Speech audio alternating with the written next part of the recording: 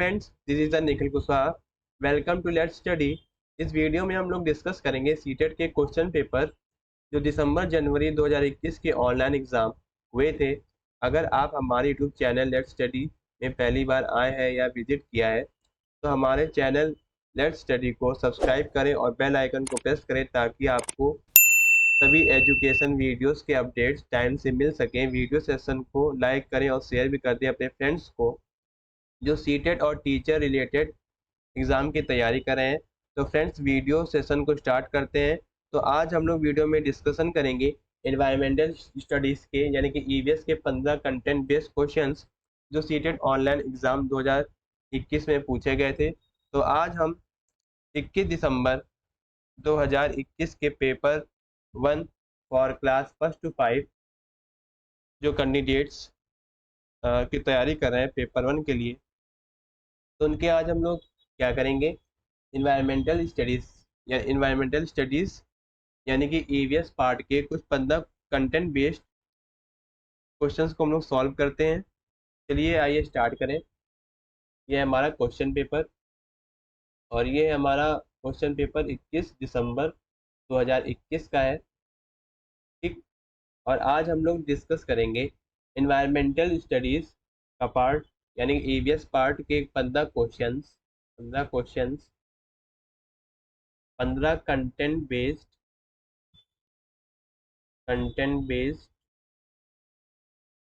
Questions, ठीक।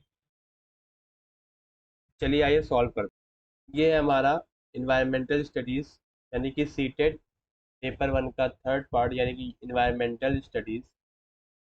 और environmental studies का पहला क्वेश्चन है आपका, consider the following list spring, lake, pond, hill and river. यानी कि नीचे दिए गए सूची पर विचार कीजिए। झील, झरना, तालाब, पहाड़ी, नदी। जो आपका जो स्प्रिंग है यानी कि स्प्रिंग यानी कि झरना, लेक, झील, पॉन्ड, तालाब, हिल, पहाड़, पहाड़ी, रिवर यानी कि नदी। जो आपका जो स्प्रिंग है ना, स्प्रिंग जो है ये यानी कि झरना, ये आपका क्या है, ये है वाटर सोर्स यानी कि पानी का एक स्रोत है, ठीक। और जो लेक है ये भी वाटर सोर्स है, ठीक। और पॉन्ड है, ये भी आपका वाटर सोर्स है। और जो ये रिवर है, रिवर यानी कि नदी, ये भी आपका क्या है, वाटर सोर्स है, ठीक। और जो ये आपका हिल है यानी पहाड़ी, पहाड़ी आपका क्या है, not a source of water यानी कि ये वाटर का यानी कि जल का स्रोत नहीं है। तो इसमें ऑड क्या हो जाएगा, आपका हिल यानी कि पहाड़ी। तो न 61 का क्या हो गया आंसर, 61 का हो गया फोर्थ। चलिए अब हम लोग इसको डिटेल में डिस्कस करते हैं।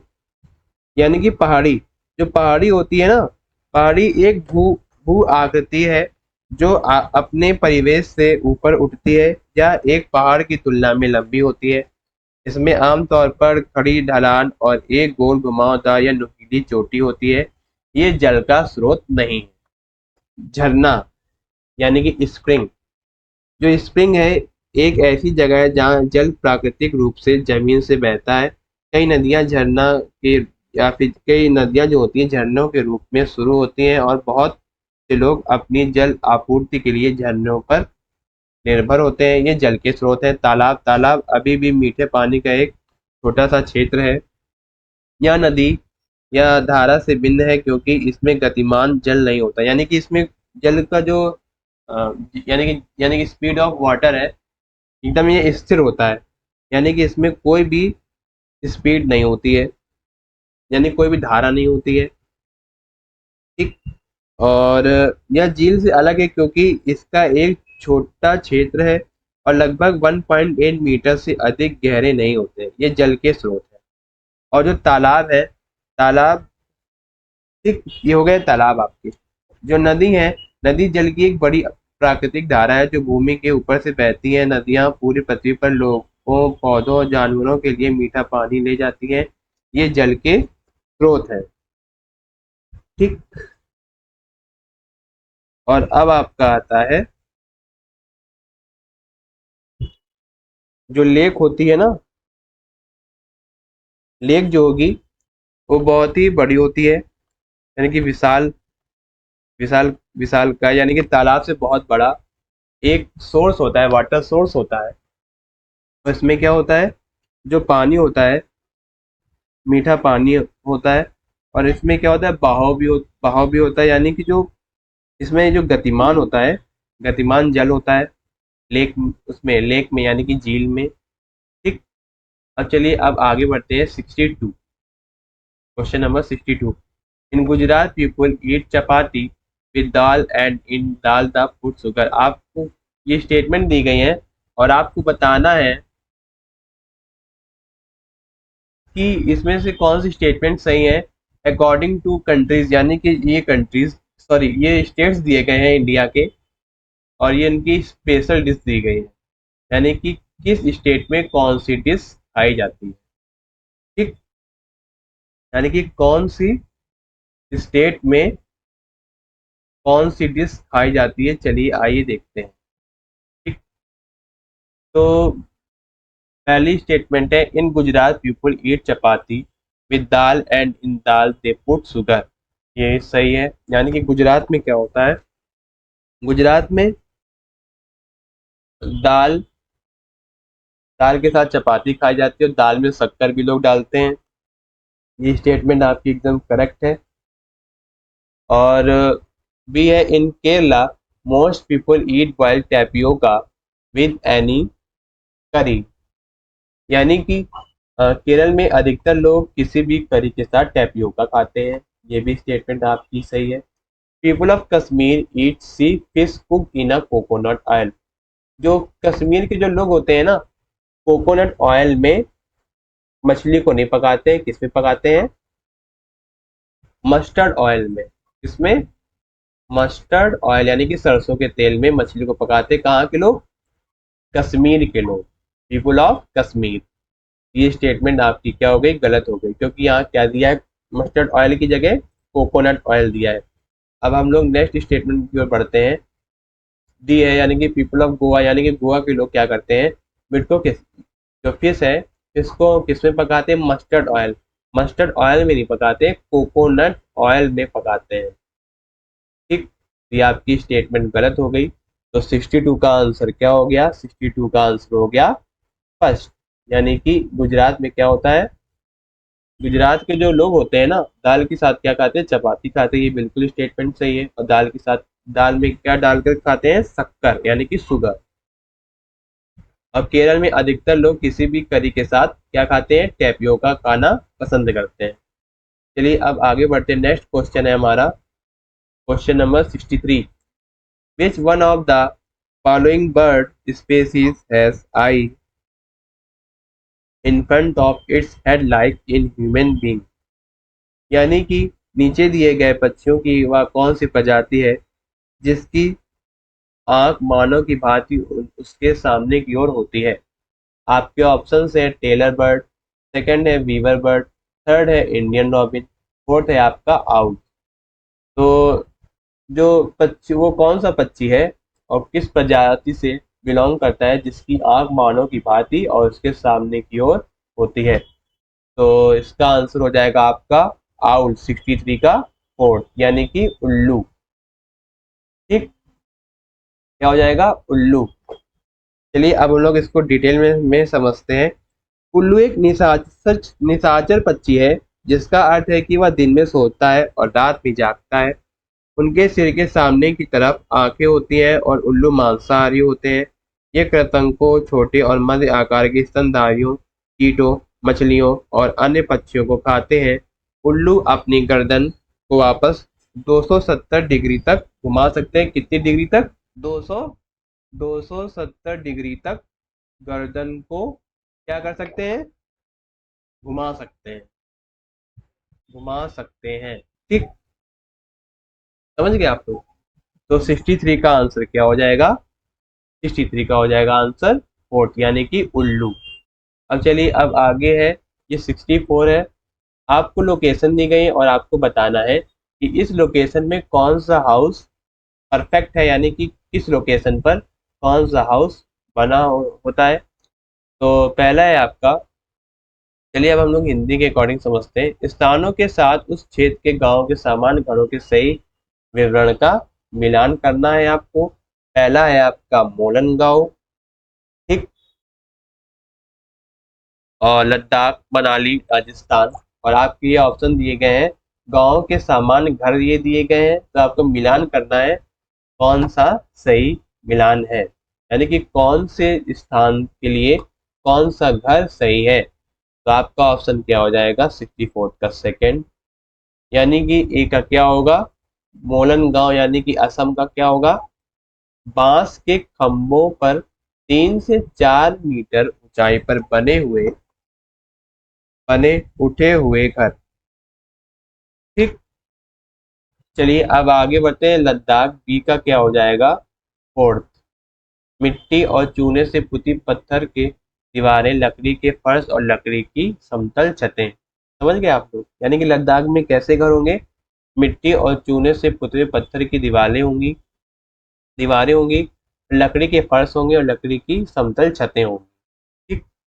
अब जो मनाली के लिए बिल्कुल सेम है, मिट्टी और चूने से पुती पत्थर की दीवारें होंगी, लकड़ी के फर्श होंगे और लकड़ी की समतल छतें होंगी, ठीक। अब चलिए अब आगे बढ़ते हैं, डी यानी राजस्थान।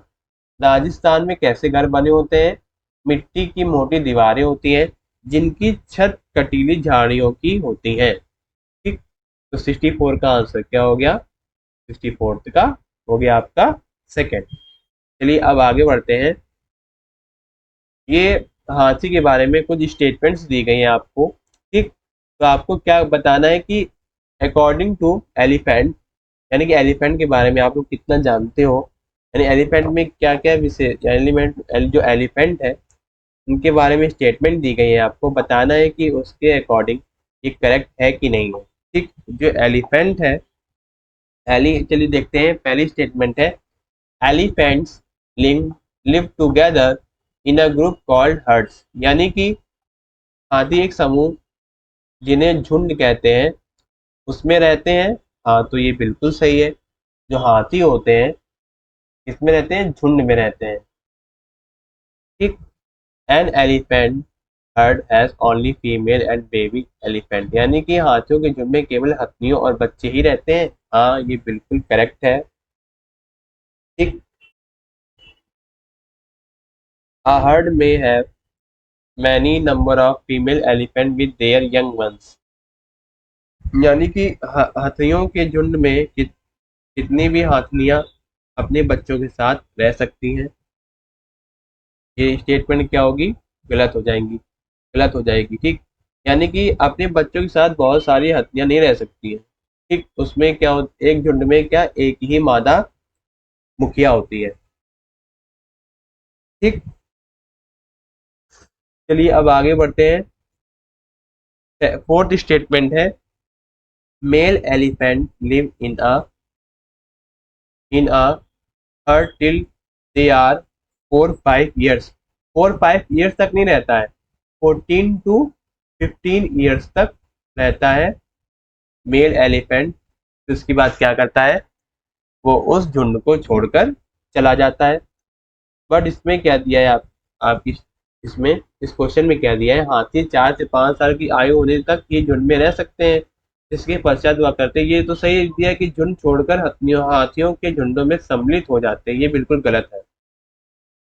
तो क्या हो गया, इसमें 65 के दो स्टेटमेंट सही है, ए सही है और बी सही है, ए एंड बी। और इसमें ए और बी कौन सा है हमारा सही, 65 का third, A and B only, यानी कि केवल ए और बी ही केवल सही है। चलिए अब हम लोग इसको डिटेल में डिस्कस करते हैं, हाथियों के बारे में और उनके झुंड के बारे में। जो हाथी है, हाथी पृथ्वी पर उपस्थित सबसे बड़ा स्तनधारी या स्तनपायी पशु है। झुंड मात्र सत्ता का पालन करता है, यानी सबसे बड़ा मादा हाथी झुंड की मुखिया बन जाती है। एक झुंड में 10 से 12 मादा हाथी और बच्चे होते हैं, इसमें से मुख्य रूप से मादा और हाथी के बच्चे होते हैं। झुंड में कोई नर हाथी नहीं होता है। वे 14 या 15 वर्ष साल की उम्र में झुंड छोड़ देता है। झुंड कभी कभी जलवायु क्षेत्र के आधार पर हाथियों से जुड़ जाता है। एक वयस्क हाथी एक दिन में 100 किलो 1 क्विंटल तक पत्ते और टहनियाँ खा सकता है। 3 महीने के हाथी का वजन करीब 200 किलो का होता है। हाथी ज्यादा आराम नहीं करते हैं और दिन में सिर्फ 2 से 3 घंटे ही सोते हैं। हाथी आमतौर पर उष्णकटिबंधीय आवासों में पाए जाते हैं, यानी कि ट्रॉपिकल रीजन में पाए जाते हैं। हाथियों को कीचड़ और पानी में खेलना बहुत ही पसंद होता है। कीचड़ उनकी त्वचा को ठंडा रखता है। उनके जो बड़े बड़े कान होते हैं पंखों की तरीके काम करते हैं। हाथी खुद को ठंडा रखने के लिए इन्हें क्या करते हैं, पढ़ाते हैं।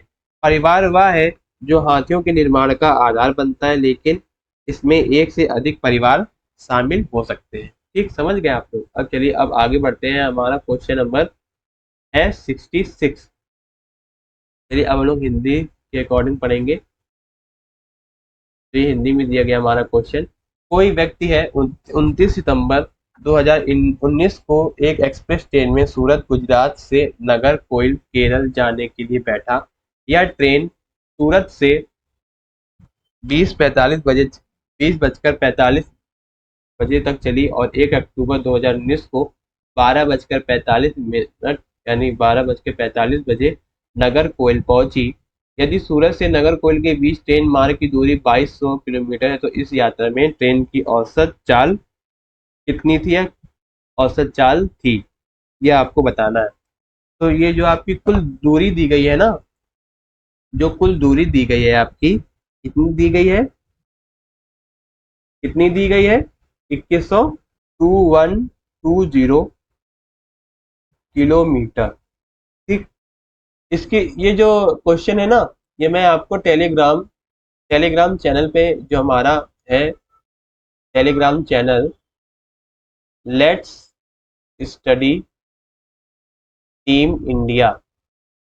ठीक, ये जो टेलीग्राम चैनल है हमारे यूट्यूब चैनल का, इसका जो लिंक है मैं अपने वीडियो के डिस्क्रिप्शन में दे दूंगा। तो आप वहां पे जाकर एक बार इस पेपर को देख लीजिएगा और इसका सोल्यूशन भी मैं आपको पीडीएफ के फॉर्म में प्रोवाइड करा दूंगा।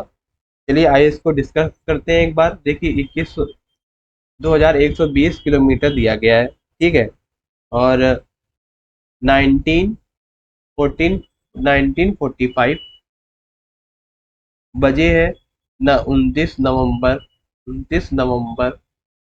ठीक, और 19:45 दिया गया है हमारा 30 नवंबर। ठीक, ये जो सॉल्व मैं कर रहा हूँ ना, ये मैं आपको अपने टेलीग्राम चैनल पर पीडीएफ के फॉर्म में सॉल्व करके आपको दे दूंगा, तो आप समझ लीजिएगा। ठीक, फिर है हमारा, इसलिए लिया गया समय कितना हो गया, 24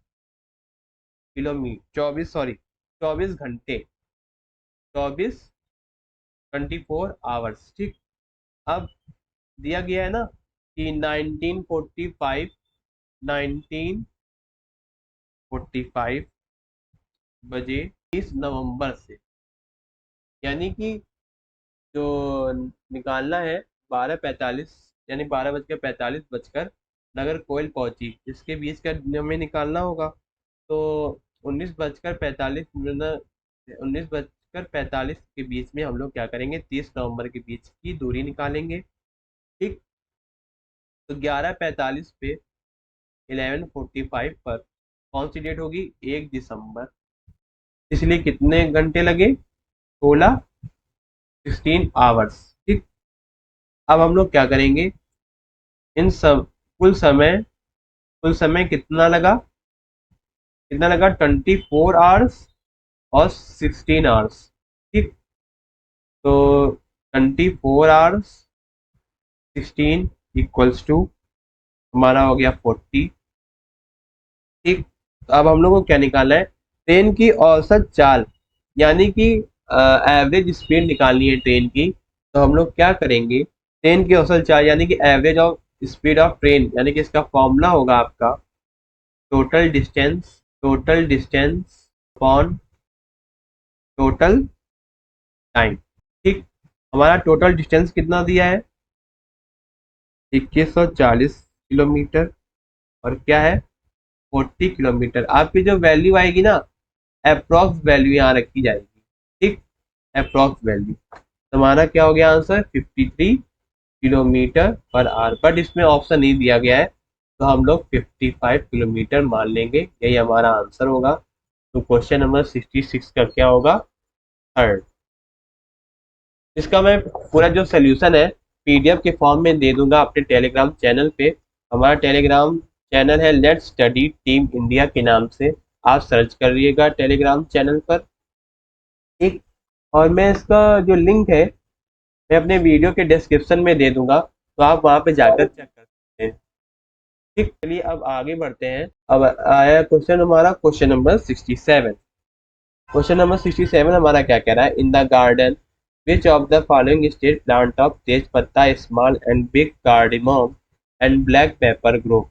यानी कि निम्नलिखित राज्यों में से किसके बगीचे में तेज पत्ता, छोटी इलायची, बड़ी इलायची और काली मिर्च उगते हैं। तो आपके ऑप्शन है वेस्ट बंगाल, गुजरात, केरला एंड मध्य प्रदेश, ठीक। तो आपका 67 का आंसर हो जाएगा, 67 का थर्ड, केरला। केरला यहाँ पे इसलिए ऑप्शन करेक्ट होगा क्योंकि जो केरला है ना, Kerala is also known as spices garden of India, ठीक।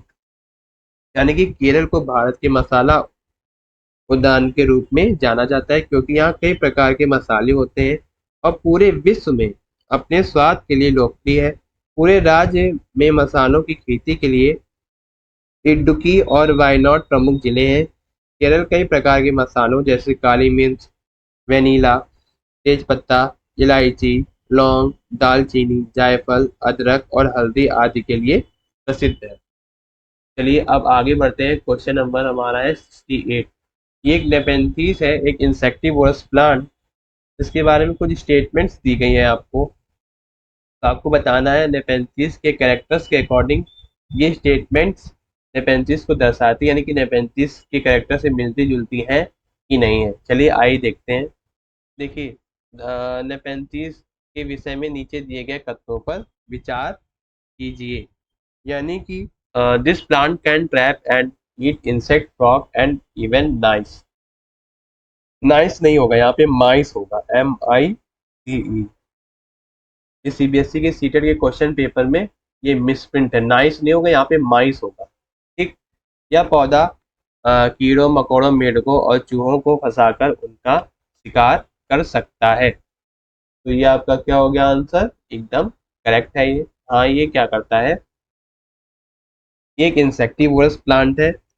तो ये क्या करता है कि ये क्या करेगा, कीड़े मकोड़ों को क्या करेगा, ट्रैप करेगा और उनको फंसा देता है अपने बड़े बड़े पत्तों में, पत्तों से ढक देगा और क्या करेगा, मुंह के ऊपर पहुंचते ही उसको फंसाकर, और क्या करेगा, उसको जो जो कीड़ा या मकोड़ा या मेढक या चूहा है, जो उनके बीच पत्तियों में जो बड़ी बड़ी पत्तियां होती हैं, जो उनकी पत्तियां होती हैं ना, बहुत ही बड़ी बड़ी होती हैं और बहुत ही कांटेदार होती हैं। तो क्या करती हैं पत्तियां, पत्तियां किसी भी कीड़ा हो या मकोड़ा हो, कोई भी जैसे मेढक हो या चूहा हो, तो क्या करेगा, वो मुंह के ऊपर पहुंचते ही उसे फंसा लेगा और उसको बाहर नहीं निकलने देगा और उसको क्या करेगा, डाइजेस्ट कर लेगा यानी खा जाएगा, ठीक।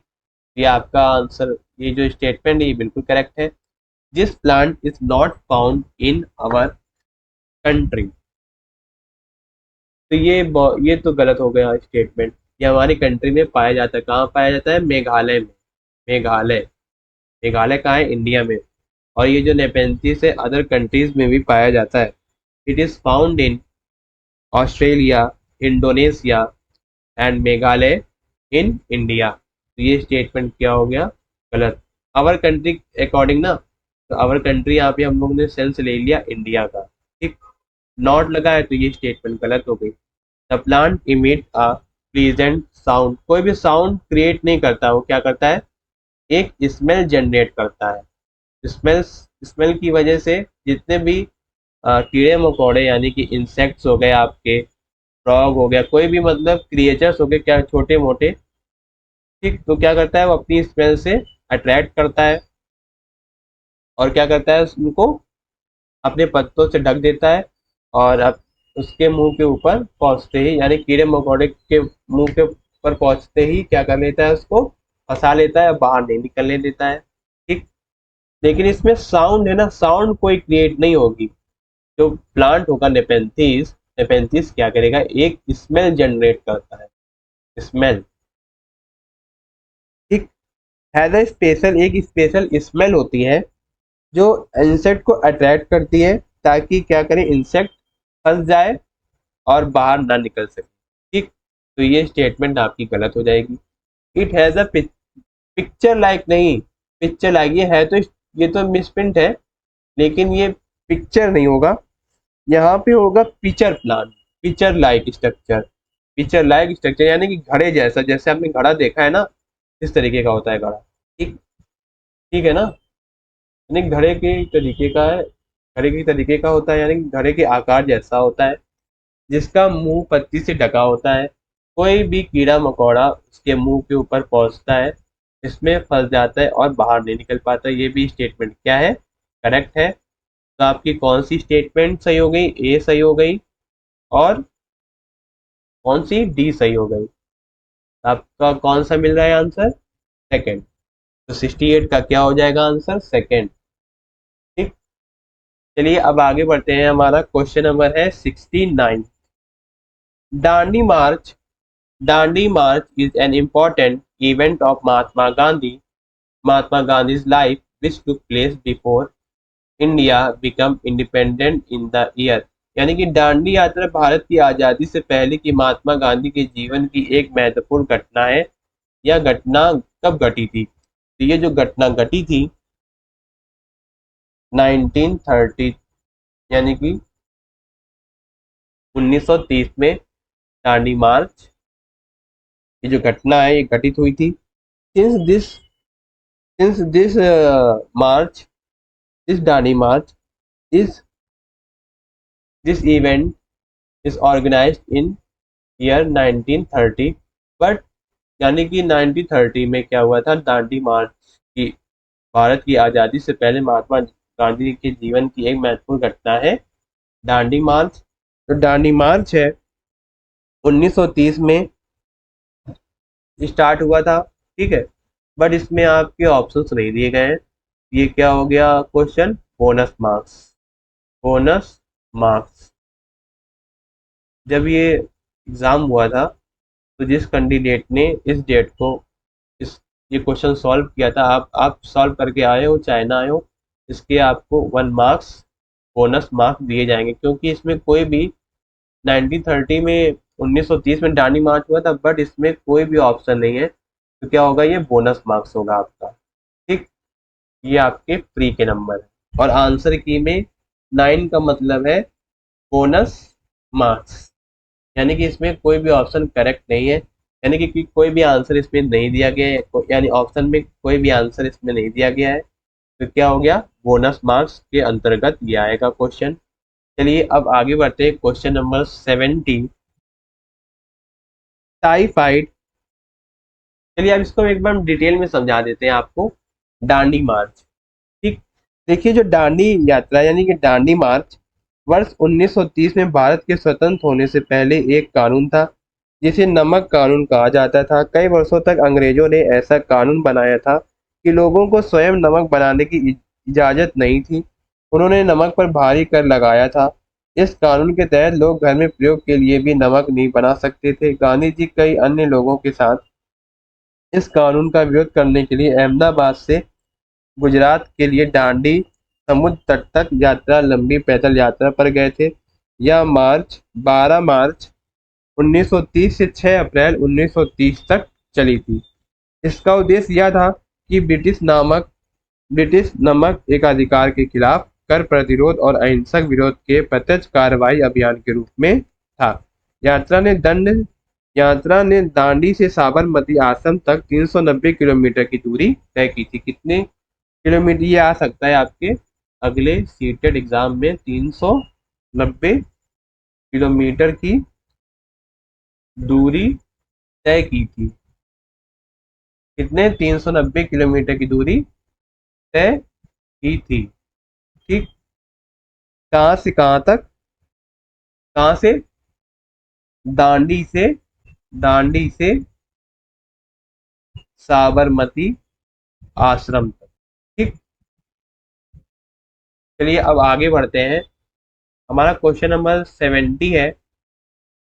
ये आपका क्या हो गया, बोनस मार्क्स हो गया आपका। ठीक, चलिए अब आगे बढ़ते हैं question number 70। In case which of the following disease doctor suggest that the patient to eat jaggery and amla and more leafy vegetables. यानी कि नीचे दिए गए किस रोग के प्रकरण में डॉक्टर रोगियों का डॉक्टर रोगियों को गुड़, आंवला और हरी पत्ती वाली सब्जियों को खाने की सलाह देते हैं। यानी कि जैगरी, आंवला और लीफी वेजिटेबल्स में क्या होता है, आयरन होता है। ठीक, तो आयरन की कमी से कौन सा, यानी कौन सी डिजीज हो जाती है, कौन से रोग हो जाते हैं, तो आपका ऑप्शन हो जाएगा एनीमिया। यानी कि आयरन की कमी से क्या होता है, एनीमिया। 70 का हो जाएगा सेकंड, एनीमिया। ठीक, चलिए अब आगे बढ़ते हैं। क्वेश्चन नंबर है हमारा 71। ठीक, देखिए ये माउंट एवरेस्ट के बारे में स्टेटमेंट दी गई है, तो आपको बताना है कि माउंट एवरेस्ट के अकॉर्डिंग ये स्टेटमेंट करेक्ट है कि नहीं है। ठीक, consider the following statement about Mount Everest. आपका पहला स्टेटमेंट है, it is a part of our country. It is a our part of the country. Yes, ये हमारे कंट्री का एक पार्ट है। और इसकी जो हाइट होगी कितनी होगी, नहीं नहीं, रुकिए रुकिए, it is the part of mount Everest. देखिए, ये हमारी कंट्री का पार्ट है, यानी कि यह हमारे देश का भाग है, यह हमारे देश का भाग नहीं है। ठीक, यह दुनिया की क्या है, सबसे ऊंची चोटियों में से एक है। ठीक, ये जो माउंट एवरेस्ट है, यह कहाँ पे आता है, यह तिब्बत, नेपाल और चीन के कुछ क्षेत्रों के बीच में स्थित है, हमारी कंट्री में नहीं है। तो ये स्टेटमेंट क्या हो गई, गलत हो गई। The height of its peak is 8,900 metre. ये स्टेटमेंट आपकी क्या हो गई, सही, क्योंकि इसकी कुछ हाइट जो है घटती बढ़ती रहती है। तो अप्रॉक्स इसकी होगी, माउंट एवरेस्ट की ऊंचाई जो होगी 8848.86 मीटर है। बट इसकी हाइट थोड़ी बहुत बढ़ती रहती है, तो ये स्टेटमेंट क्या होगी, 8900 मीटर। ये एकदम करेक्ट है। ठीक, ये करेक्ट होगी। पहले स्टेटमेंट आपकी गलत हो जाएगी, सेकेंड स्टेटमेंट आपकी सही होगी। The height of its peak is 8900। ठीक, 8,900 मीटर। ठीक,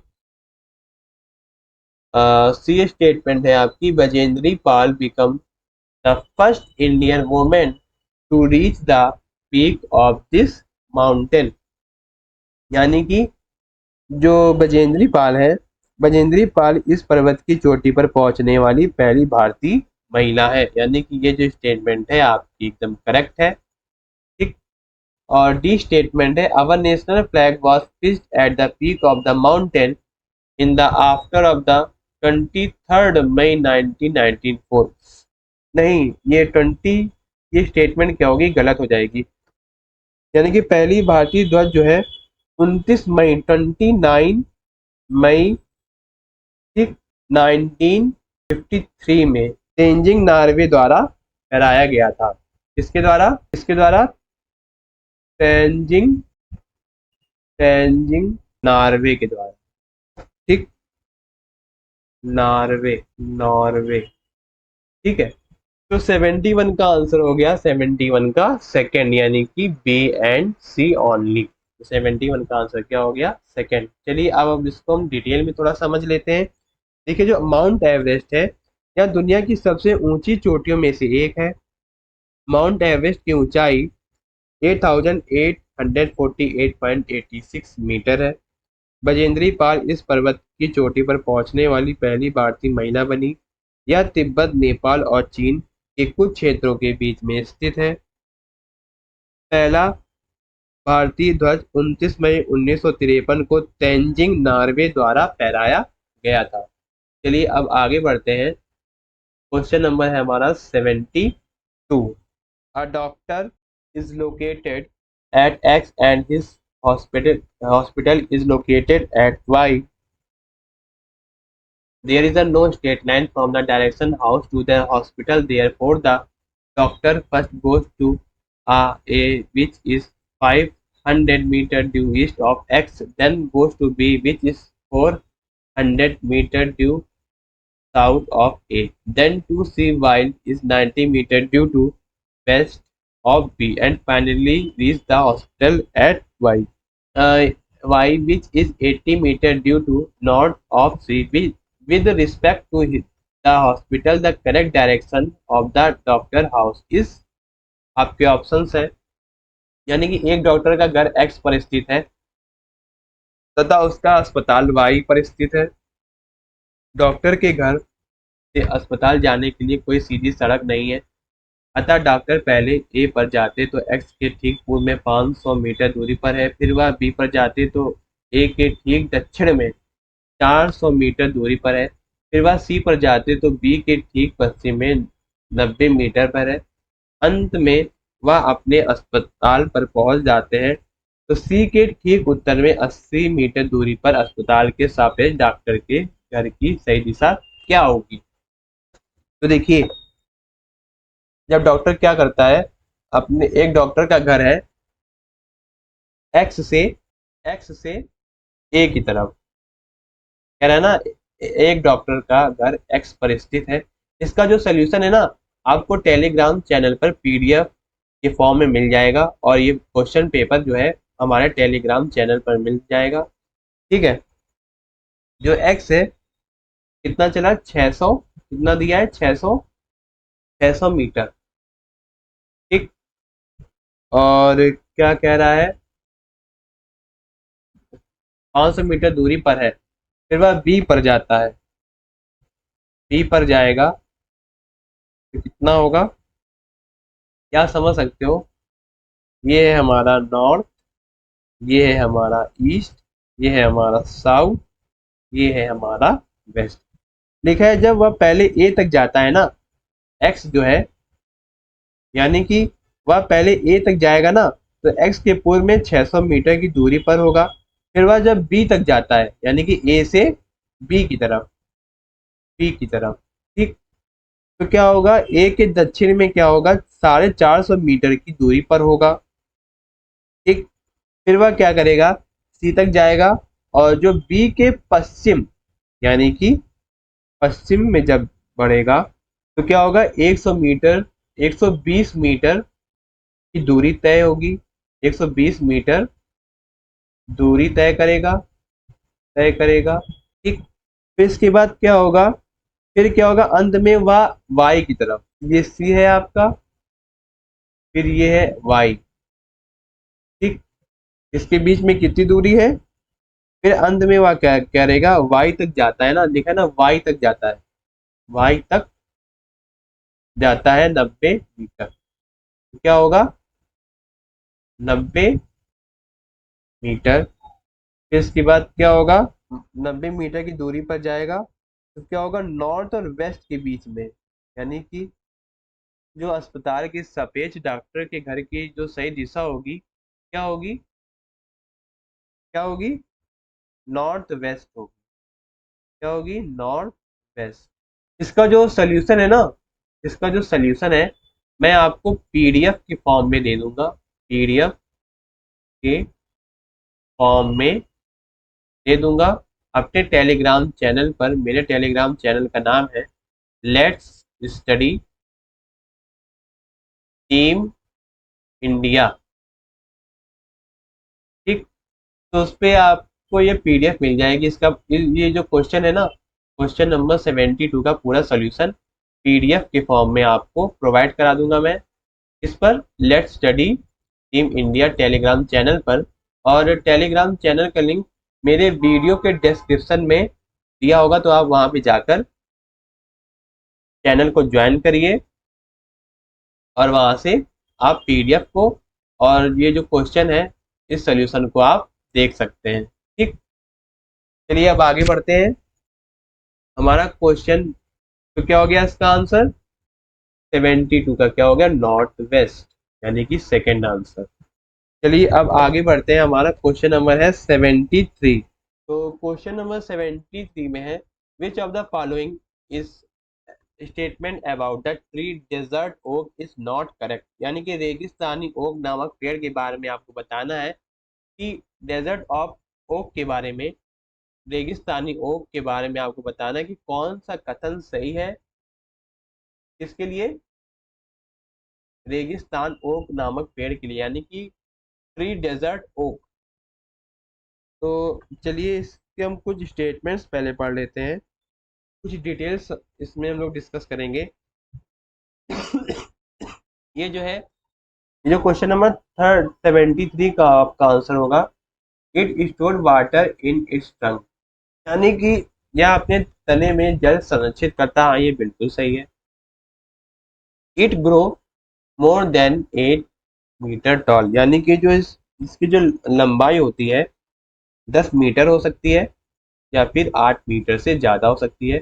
इसमें जो क्वेश्चन नंबर 73 के दो आंसर करेक्ट हो रहे हैं, थर्ड या फोर्थ। अगर आप जिस कैंडिडेट ने 21 दिसंबर 2021 का ईवीएस का अगर ये क्वेश्चन सॉल्व किया होगा, अगर उसने अगर थर्ड या फोर्थ में आंसर लगाया होगा, तभी वो उस क्वेश्चन को सही कर पाया होगा और उसको क्या मिला होगा, 1 मार्क्स। यदि थर्ड या फोर्थ में दोनों में से किसी में आपने एक में टिक किया होगा, तभी आपको मार्क्स मिलेगा 73 क्वेश्चन में। क्योंकि 73 क्वेश्चन में क्या दिया गया है, 73 क्वेश्चन में आपके ऑप्शन 2 सही है। ठीक, चलिए अब हम लोग डेजर्ट ओक के बारे में पढ़ेंगे। ठीक, क्योंकि ये नॉट करेक्ट के अकॉर्डिंग ना, ये जो ऑप्शन है, ऑप्शन नंबर थर्ड और फोर्थ, ये बिल्कुल ही करेक्ट है। ठीक, नॉट करेक्ट दिया ना, नॉट। अब चलिए अब हम लोग डेजर्ट ओक के बारे में पढ़ेंगे, कुछ डिटेल में जानेंगे कि डेजर्ट ओक या रेगिस्तानी ओक के बारे में। देखिए, यह ऑस्ट्रेलिया के शुष्क और बंजर क्षेत्रों में पाया जाता है, और यहाँ क्या दिया गया है, यह अपने तने में जल संरक्षित नहीं करता है, क्योंकि ये कहाँ पाया जाता है, ऑस्ट्रेलिया के शुष्क और बंजर क्षेत्रों में पाया जाता है। यानी कि it is found in the dry and arid region of Australia. यह लगभग 10 मीटर लंबा होता है, और इसमें क्या दिया है, यह 8 मीटर से अधिक ऊंचा होता है। ये भी स्टेटमेंट गलत है, यानी कि नॉट नॉट करेक्ट है ना, यानी कि ये गलत है। ये स्टेटमेंट सही होगी, लेकिन इसमें आपके जो 73 क्वेश्चन में आपके दो ऑप्शन करेक्ट हैं। ठीक, चलिए अब आगे बढ़ते हैं। इसकी जड़ें पानी की तलाश में बहुत गहराई तक जाती है, यानी कि वहाँ पे क्या होता है कि जो शुष्क और बंजर क्षेत्र होते हैं ना, तो उसकी जो जड़ें होती हैं काफी गहराई तक पानी की खोज करने के लिए काफी गहराई तक जाती हैं। इन जड़ों की गहराई पेड़ों की ऊंचाइयों से लगभग 30 गुना अधिक होती है। यह पानी पेड़ के तने में जमा हो सकता है। इस पानी को पीने के लिए स्थानीय लोग पतले पाइप का इस्तेमाल करते हैं। यानी कि पानी पेड़ के तने में जमा होता है। देखिए, संरक्षित तो होता है, ये तो सही है, ये सही है, करेक्ट, नॉट करेक्ट है ना, नॉट करेक्ट। डेजर्ट ओक के अकॉर्डिंग ये नॉट करेक्ट है, लेकिन उसमें क्या कह रहा है, जल में संरक्षित, लेकिन क्या होता है, पानी पेड़ के तने में, तो पानी होता है पेड़ के तने में स्कंद के रूप में जमा हो जाता है, ताकि क्या करते हैं, इस पानी को पीने के लिए स्थानीय लोग पतले पाइप का इस्तेमाल करते हैं।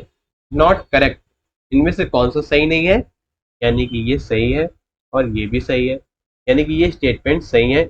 It has a shallow roots, इसकी जड़ें उथली होती हैं। मैंने बताया ना, इसकी जो जड़ें होती है ना, पानी की तलाश में बहुत गहराई तक जाती हैं, और इसमें पत्तियों की जगह कांटे होते हैं। देखिए इसकी पत्तियों में कांटे नहीं होते हैं, इसमें बस क्या होते हैं, कम पत्ते होते हैं, कम। इसमें पत्तियों की जगह कांटे होते हैं, तो क्या होते हैं, कम होते हैं, कम होते हैं। पत्ते क्या होते हैं, कम होते हैं, सॉरी, पत्ते क्या होते हैं, कम होते हैं। चलिए अब आगे बढ़ते हैं। 73 के जो ऑप्शंस हैं, इन ऑप्शंस के दो आंसर करेक्ट हो रहे हैं, थर्ड एंड फोर्थ। ठीक, चलिए अब आगे बढ़ते हैं। क्वेश्चन नंबर है हमारा 74। Kurukh is the language of people of, यानी कि कुड़ुक कहाँ के लोगों की भाषा है। जो कुड़ुक भाषा है ना, जो कुड़ुक भाषा है, कहाँ के लोगों की भाषा है। 74 का झारखंड के लोगों की, 74 का फोर्थ। चलिए अब हम लोग इसको डिटेल में समझते हैं। कुड़ुक उरांव और किसान आदिवासी लोगों की जनजाति आबादी में बोलने वाली भाषा है। ये जनजाति झारखंड, मध्य प्रदेश, छत्तीसगढ़, उड़ीसा, पश्चिम बंगाल और असम में स्थित है। पश्चिम बंगाल और असम में स्थित है। इसके अलावा भाषा उत्तरी बांग्लादेश, नेपाल और भूटान के कुछ हिस्सों में भी बोली जाती है। भाषा की लिपि देवनागरी है। यह हिंदी और संस्कृत के लिए प्रयुक्त लिपि है। ठीक, तो 74 का आंसर क्या हो गया, 74 का आंसर फोर्थ। ठीक, चलिए अब आगे बढ़ते हैं। Question number 75। The neighbouring states of Gujarat are, यानी कि गुजरात के निकटवर्ती राज्य कौन से हैं। महाराष्ट्र, कर्नाटक, राजस्थान और मध्य प्रदेश, महाराष्ट्र, हरियाणा। थर्ड है आपका राजस्थान, मध्य प्रदेश, छत्तीसगढ़। फोर्थ ऑप्शन है महाराष्ट्र, मध्य प्रदेश और राजस्थान। तो 75 का आपका आंसर होगा, 75 का आंसर होगा फोर्थ, महाराष्ट्र, मध्य प्रदेश एंड राजस्थान। 75 का हो गया आंसर आपका फोर्थ, राजस्थान। ठीक, ये थे हमारे ईवीएस ईवीएस पार्ट के 15 content based questions. I hope आपको यह वीडियो बहुत ही अच्छा लगा होगा, बहुत ही पसंद आया होगा। इस क्वेश्चन पेपर को हमने बहुत ही डिटेल में डिस्कस किया है और यह पेपर बहुत ही इम्पोर्टेंट है, जो सभी टीचिंग एग्जाम के लिए तैयारी कर रहे हैं, जिसमें ईवीएस सब्जेक्ट में पूछा जाता है, यानी कि इन्वायरमेंटल स्टडीज सब्जेक्ट के लिए जो पेपर 1 के लिए जो सब्जेक्ट है, इसमें बहुत ही महत्वपूर्ण है, जिसमें ये सारे क्वेश्चंस कुछ आने की उम्मीद है, यानी कि पूछे जा सकते हैं। जो लोग टीचिंग एग्जाम से रिलेटेड टीचिंग एग्जाम की तैयारी कर रहे हैं, तो वीडियो को लाइक करें और शेयर भी कर दें। और अगर वीडियो अच्छा लगा हो और पसंद आया हो तो हमारे चैनल लेट स्टडी को सब्सक्राइब करें और बेल आइकन को प्रेस करें, ताकि सभी लेटेस्ट वीडियो के अपडेट्स आपको टाइम से मिल सकें। This was the Nikhil Kushwaha. Thank you guys, thank you watching my videos. मिलते हैं अगले वीडियो में, जिसमें हम डिस्कस करेंगे सीटेट एग्जाम का नेक्स्ट क्वेश्चन पेपर सॉल्व करेंगे। All the very very best for CTET July exam 2023। Thank you, धन्यवाद।